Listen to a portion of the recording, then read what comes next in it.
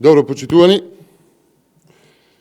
Предлог листата за нови министри и заменици во владата е вистинска пазар 3 листа за спас на владата на Ахмети и Ковачевски, продолжување на рокот за криминал, тендери, кризи и порази за Македонија.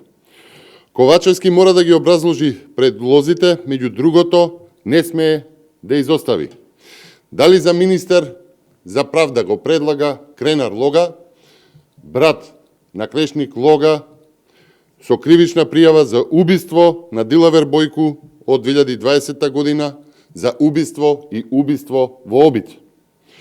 Ковачевски мора да објасни и како за заменик министерка за правда ја предлога Викторија Аврамовска-Мадич, кога за неа има поднесено кривична пријава до основно јавно обвинителство за злоупотреба на службена положба и овластување и несовесно работење во службата, тешка 75.000 евра, но и да објасни како таа, додека е генерален секретар на Скопје, зетот од сестра добива над 4 милиони евра, како, например, познатите скали од фирмата Armor Plus.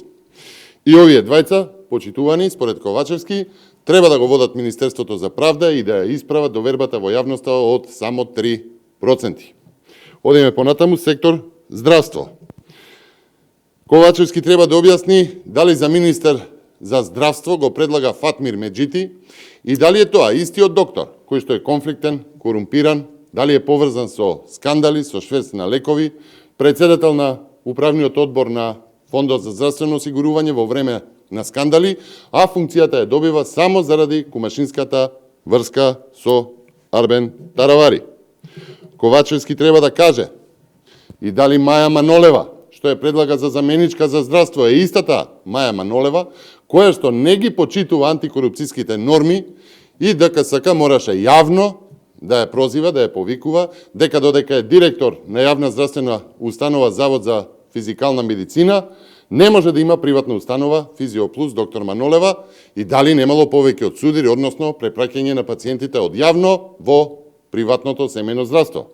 При тоа, таа е и подпредседател на Лекарската комора. Одиме понатаму. Кога станува збор за одбраната, Ковачевски мора да каже дали е по НАТО стандарди да предлага човек кој што демонстрирал за Илирида, односно да каже и дали Тирон Јајага, кога го предлага за заменик на Славјанка Станицаци Петровска, бил вратен во Македонија од мисијата во Брисел заради учество на протест за Илирида, додека е член на мисијата во НАТО, а по смена на власта во 2017 бил помилуван за случајот. Ништо поразлично, почитувани, не е ако се прочепкаат и другите предложени имиња од Ковачевски, како, например, Каја Шукова, за министер за животна средина, која што и во 2020 година во име на СДС светуваше чист воздух, мерки, за сега дури и Берово да е загадено. Новата заменичка по предлог на Ковачевски за земјоделство Вјоца Бериша, таа треба сама да објасни дали се помирила и ги заборавила загинатите во пожарот во модуларната болница, зашто ги обвинуваше токму СДС и ДУИ и држеше пресови во кои што порачуваше ние нема да дозволиме рециклирање на измами и нема да ги заборавиме починатите во пожарот. Очигледно до министерското столче. Ковачевски треба да објасни и за мотивите за предлог на новиот заменик министер за образование. Дали сега со полициски методи Агим Нухију ќе ги утишува револтот во образованието, однемањето учебници и другите поразителни скандали и зафати. И почитувани, на крајот Ковачевски би требало да каже дали токму референцата дека бил советник на премиер во влада на ВМРО е пресудна за да Азир Алију биде поставен за министер за администрација.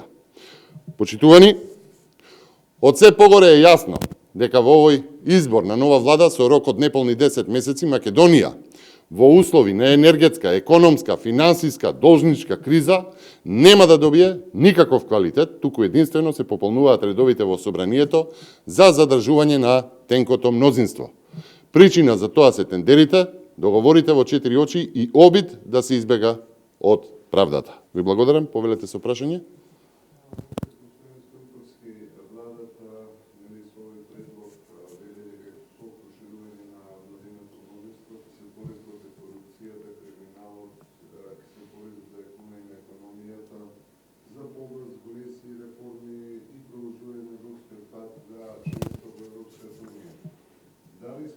vas ova vlada ima kapacitet za ovие реформи?